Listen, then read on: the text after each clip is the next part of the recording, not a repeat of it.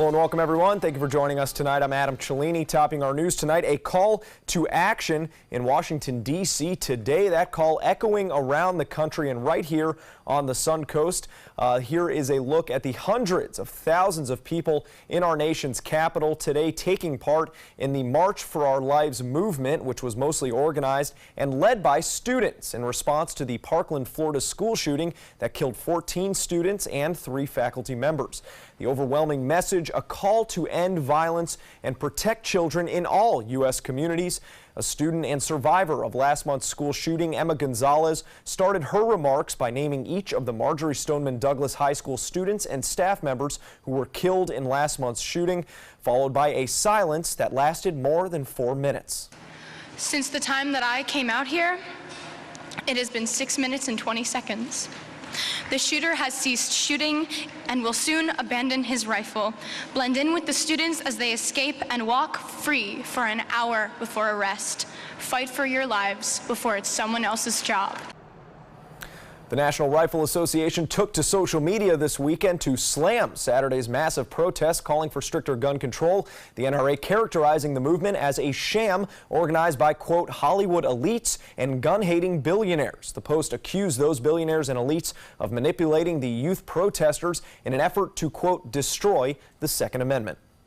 Thousands more taking part in that March for Our Lives movement right here in Sarasota and Manatee counties. The crowds including adults, but again led by our local students. ABC 7's Erica Jackson is joining us live from the location of one of those rallies, Marina Jack in Sarasota, to show us why people joined today's march in support of our students. Erica? Adam, organizers say about 20,000 people filled this area along the Bayfront earlier today. You could hear participants chanting and cheering all the way from downtown Sarasota. People of all ages, from teens and seniors, even some toddlers, tell us that they took part in the fight, in the March for Our Lives, so they can live better lives.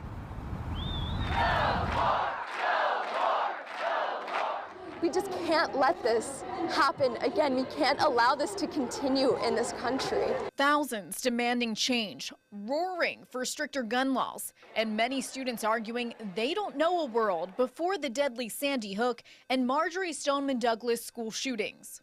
Children who were just slaughtered in their school where they believed they were safe. Kids are nervous, anxiety gets them, so it's a really big problem now. In both Sarasota and Bradenton, the March for Our Lives movement attracting the area's youngest demonstrators. Since I'm not 18, I cannot vote, so I think this is another way for me to have a voice. Saturday's rallies come weeks after Governor Rick Scott signed the Marjory Stoneman Douglas High School Public Safety Act, which, among other things, raises the minimum age to purchase a firearm to 21 and allows local leaders to decide if and how they want to arm teachers. If their solution was looking at maybe we should allow school personnel that are vetted and trained to be able to defend school children in an active shooter situation, that might make some sense. Until we have sweeping changes in gun control and mental health care, I have very little faith that that would make a huge difference. But Second Amendment advocates argue less guns won't mean safer schools. It's not the guns, it's the people. Our problem is who's using the guns and where they're using them. Florida's new safety bill does provide nearly $70 million in mental health funding for schools, but many protesters are now turning to federal lawmakers, demanding more action. Making it harder for people to get guns will certainly help prevent these things from happening. Now, there's another group of girls and women from Sarasota who marched in Washington today from the local chapter of Girls Inc. Earlier this week, they told us that the shooting in Parkland hit so close to home because many of the victims were close to their age. Reporting live in downtown Sarasota, Erica Jackson, ABC 7, your Suncoast News. All right, thank you very much, Erica. The Manatee County Sheriff's Office is investigating a string of car burglaries in a Bradenton neighborhood. Deputies say sometime between Friday and 8 o'clock this morning, 4 unlocked vehicles in the Gates Creek neighborhood were burglarized. Several items were taken. Anyone with information on these cases are asked to contact the Sheriff's Office as soon as possible. One city official is expected to propose a new program this week aimed at helping Venice residents save some money. Currently, the city is required by Florida and federal law to have a cross-connection control program to protect the drinking water supply from contamination. And like all of the cities and counties in the area, Venice puts the duty on its customers to have their backflow preventer tested and maintained. The work has to be done by a licensed plumber and can cost several $100s. Now, Venice Utilities Director Javier Vargas says he wants to take that burden off the consumer. Not only would the cost be significantly reduced, but it would also provide more protection for the drinking water system and reduce confusion about who's responsible for what. Should Vargas's proposal be approved, the city would take over that task starting on October 1st.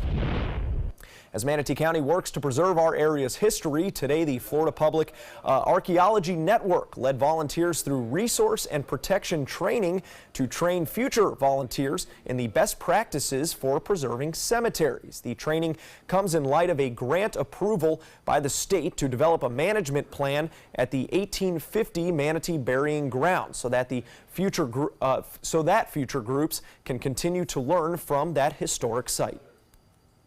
This is in an effort to teach the community how to properly care for historic cemeteries, as we're hoping to form a group of volunteers to come out quarterly and help properly maintain the 1850 Old Manatee Burying Grounds. This is really important because cemeteries are like outdoor museums.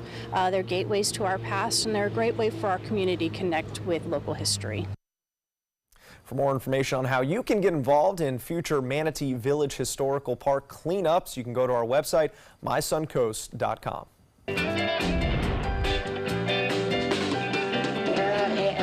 From live local music to games and vendors from all around the area, one local business is celebrating its success by giving back to the community. Hundreds coming out throughout the day to celebrate Big Top Brewing Company's 4th anniversary. The Sarasota business bringing together Tigers from Big Cat Habitat and Blake Wallenda's High Wire Act and other aerialist performances. Sarasota has been so supportive of us. We've got local musicians out here, local food trucks out here. Obviously the Circus Arts Conservatory for benefiting the kids in the circus programs and all the outreach that they do. It's important for us. Sarasota has been fantastic to support us, so we want to make sure that we can reach back out and support the local vendors around here. Among other accomplishments, the Craft Brewing Company is celebrating this year, expanding its reach not just through Sarasota, but to 80% of the state.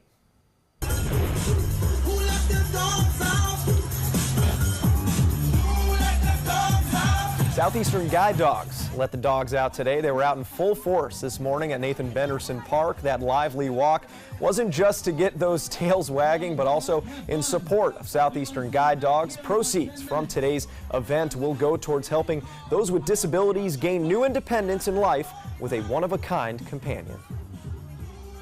And now let's take it over to Wendy Ross for a check on our weather tonight and probably some sights, some sounds to go along with that video there. Oh my goodness, isn't that just fun to see? Well, we have got nothing but beautiful skies once again across our state. You can see some of the rain across the Tennessee Valley, but those rains are not forecast to come here tonight. We don't have to worry about that. What we are looking at are winds coming in out of the south, and that will help to warm us up a little bit tonight. You're going to feel a little bit warmer tonight than it was last night when we had temperatures in the 40s for overnight lows, but we will see temperatures that are going to be in the upper 50s and 60s instead for tonight. 72 degrees for us right now. We have fair skies everywhere you look. We're also looking at dew point and humidity levels that are low, so it just feels comfortable outside with those winds coming in out of the southwest at around 9 miles per hour. And Sarasota, Bradenton, Venice, you're anywhere from 69 to 73 degrees right now. Nothing but sunshine out there. And if you're heading out over the next couple of hours, it's going to be a great night. We may get a passing cloud. That's going to be about it. No rain for tonight. Temperatures are going to bottom down into the 60s, but it is going to be a very comfortable night, and we'll let you know what we can expect for tomorrow's weather. Some changes coming up in our forecast for the week, so we'll go into that step by step in just a few minutes. Adam? All right, Wendy, thank you very much. Well, today we said our final goodbyes to Dr. Ed James II, a man who helped shape the Sarasota community that shaped him. Friends and loved ones filled First Baptist Church on Main Street in Sarasota this afternoon to say their final goodbyes to Dr. James, who passed away on March 13th. A graduate of Booker High School, Dr. James was a figure for justice and activism from the age of 19 when he helped desegregate Sarasota County libraries. He was also a lead defendant in a civil rights lawsuit that changed how we conduct our Sarasota city elections. But here at ABC 7, Dr. James was a coworker and a friend, spending 46 years, including this one, as producer and host of Black Almanac on Sunday mornings. Rest in peace, Dr. James, and thank you for your years of dedication to our community.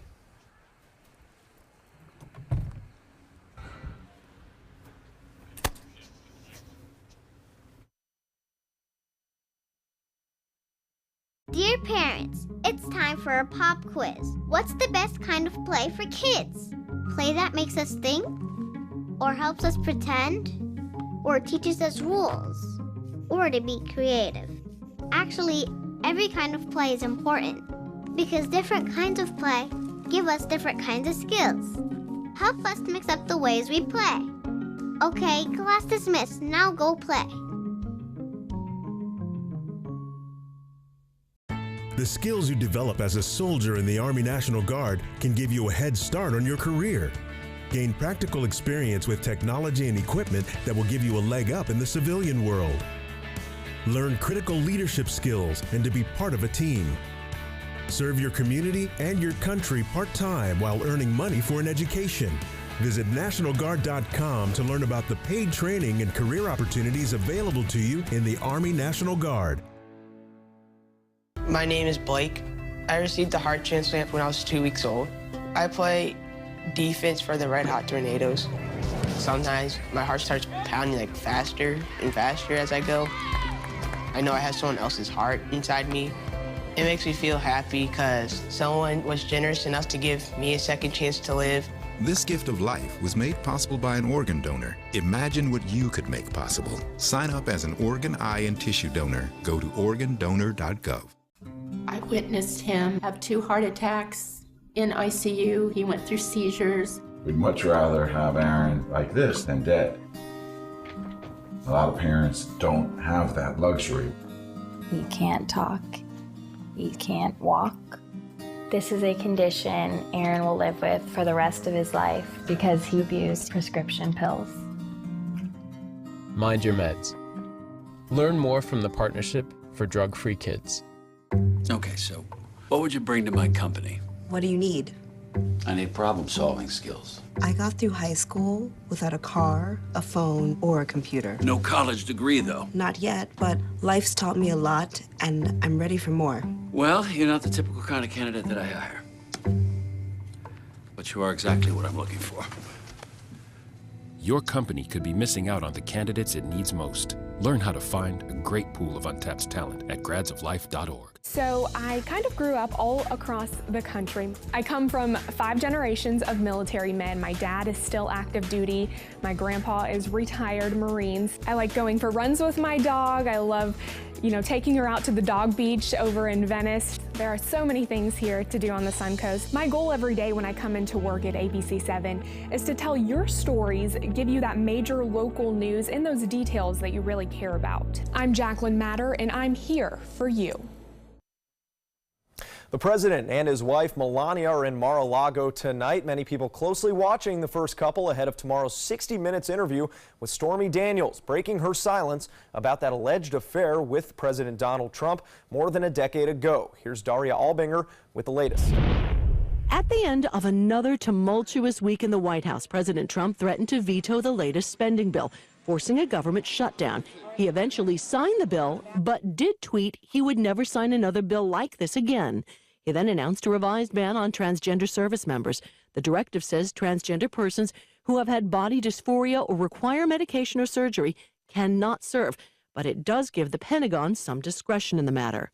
However, this latest policy is still subject to an existing court order that blocks earlier attempts to ban transgender troops.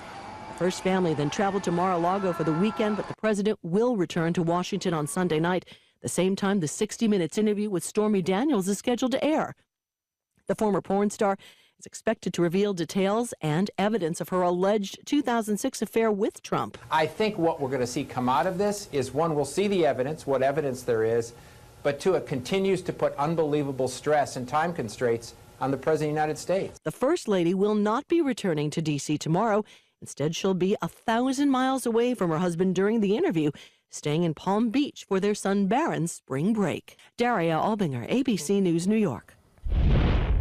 Almost 500,000 smoke alarms that might fail are now being recalled. Safety device brand Kid says it sold about 450,000 of the alarms in the U.S. They were sold through retailers including Walmart, Amazon, and Home Depot. Kid advises customers to remove those fire alarms from the walls or ceilings and look through the opening on the side for a yellow cap. This cap can prevent smoke from reaching the sensors and activating the alarm. Customers that see yellow caps should contact the company for a replacement unit. If no cap is present, then the alarm can be safely reinstalled.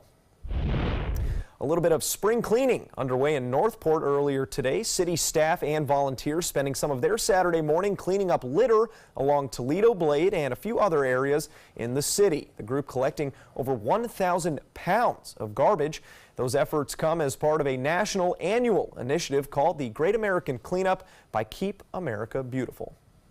Or, as we say around here, keep the ground as beautiful as the skies here on the weekends. I tell you what, there has been no reason to complain. We had a beautiful start to the day. It continues to be fantastic. And temperatures are very comfortable out there right now as well. But you, if you are from Florida, you're not from Florida.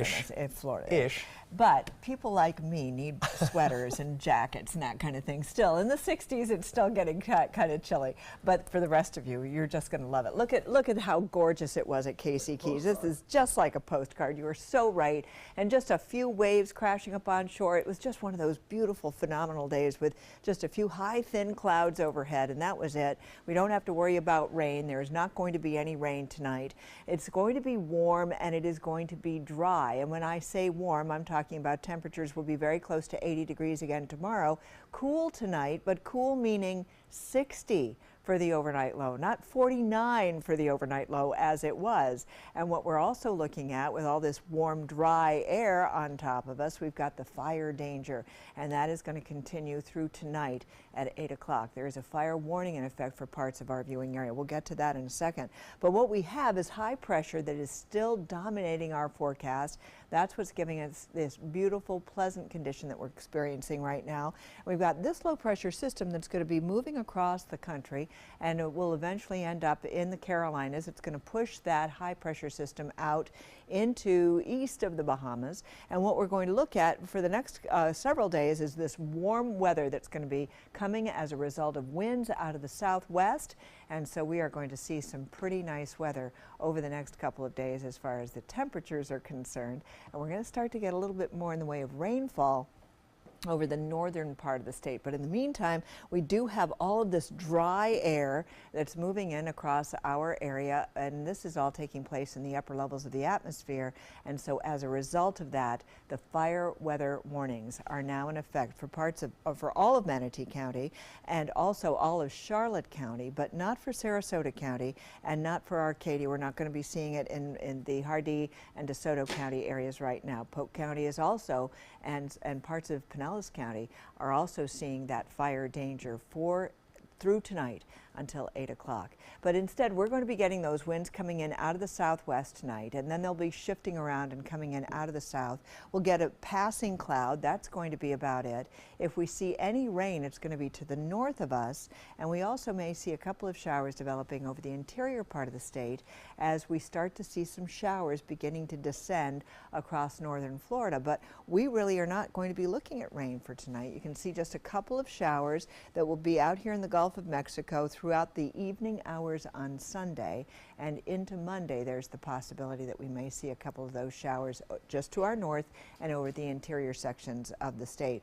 Winds are coming in primarily out of the southwest, anywhere from 7 to 10 miles per hour, and today we had a high of 74. It was spectacular. 48 the overnight low, so much colder than normal, and those colder temperatures are just not going to be around over the next couple of days. So right now we've got readings in the 60s. Tomorrow we're going to see our temperatures right back up into the mid to upper 70s, and we will see some beautiful sky conditions as well, with again just a passing cloud or two. Winds will be coming in out of the south for boaters, seas 1 to 2 feet, and a light trap out on the bay and inland waters. And over the next several days, we're going to see nothing but sunshine all the way through Thursday. And then Friday, we get our first real good chance of showers, the possibility of some thunderstorms as well, with a 40% chance in the forecast. And look at these temperatures. They're just going to stay in the 80s, so it's going to be pretty nice. Adam? Now, sports. It was a busy night in the NCAA men's basketball tournament, and here is who is left standing. 1 seed Villanova topping West Virginia 90-78. They'll take on another Big 12 opponent in 3 seed Texas Tech, who was able to beat 2 seed Purdue 78-65. Clemson, not enough for another 1 seed Kansas, who won a nail-biter 80-76, setting up a primetime showdown with 2 seeded Duke tomorrow night, who knocked out a Cinderella in Syracuse in their game. Kansas, for me, is one of the one of the premier programs in the history of our sport. We've had an opportunity to play in a few of them, and obviously the last 2 years, and certainly look forward to playing a terrific Duke basketball team. Tonight, though, all eyes are on Florida State as they continue their Cinderella run through the tournament. They take on 3 seed Michigan, and tip-off is just before 9 o'clock on TBS. Well, before a spring training game today, Tampa Bay players Micah Johnson and Malik Smith spending some time in the stands reading to some of their younger fans. It's the kickoff of their annual Reading with the Rays summer program, which rewards local kids who log 24 hours of reading at participating libraries with free tickets to one of their games. The program spans 9 counties, including Sarasota and Manatee, and has attracted over 205,000 students since starting in 2006. It's incredibly important. It just lays a foundation to their life. I mean, reading is one of those things that if you stop doing it, you just stop learning. That program is made possible through a partnership with the Suncoast Credit Union and Tampa Bay Times, and had approximately 30,000 participants last summer. The Rays in Bradenton today, though, playing where they lost 7-5 against the Pirates. Third baseman Matt Duffy driving in 2 on 3 hits for Tampa Bay. And the Orioles are playing right now their final game at Ed Smith Stadium. They face the Twins and starting pitcher Gabriel Moya, who has had a solid spring, striking out 10 in 10 innings of work for a .9 ERA. More to come here on ABC 7. Stay with us. There's nothing like this trail in Alabama. It just goes from the northern part of the state to the southern part of the state. We see all kind of different terrains, great value, great fun. We've been coming for 18 years. We started off with a group of 8, grew to 12, and grew to 16. And we love it because where else can you get world-class golf courses with world-class accommodations? To be able to play these type of courses in this environment, and the difficulty keeps us coming back over and over and over again. All hands on deck. What's up? I want to point out 3 tips for using the home computer more safely. Point away. First, stop. Make sure your software is up to date and that you've password protected your computer's login and Wi-Fi connection. Next, think before visiting a site, opening attachments, or clicking on links. Then connect, knowing you're helping make the web safer for you and for everyone. Make Stop, Think, Connect part of your daily online routine.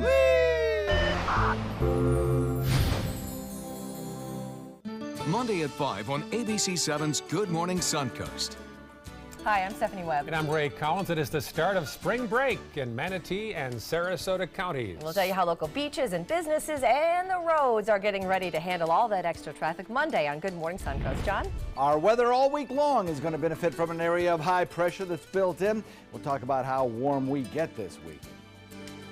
Monday at 5 on ABC7's Good Morning Suncoast. We're here for you. Growing up, my mom was afraid of the water, something she did not want me to feel. So I enrolled Missy in swim lessons. It changed my life. Missy Franklin. And now you can do the same for someone that you love. There's nothing more precious than your child's well-being. So act now before it's too late. Make us fly! I'm glad I did. Thanks, Mom. Visit USASwimmingFoundation.org to find, get, or give a swim lesson. Performing on stage takes mental and physical preparation. But one thing I never thought to prepare for was cervical cancer. 91% of cervical cancers are caused by the human papillomavirus, or HPV. The good news is there are vaccines that can protect you or your children from cancer. I survived my cancer, but you can stop cancer before it starts. Talk to your doctor and go to thinkaboutthelink.org to learn more.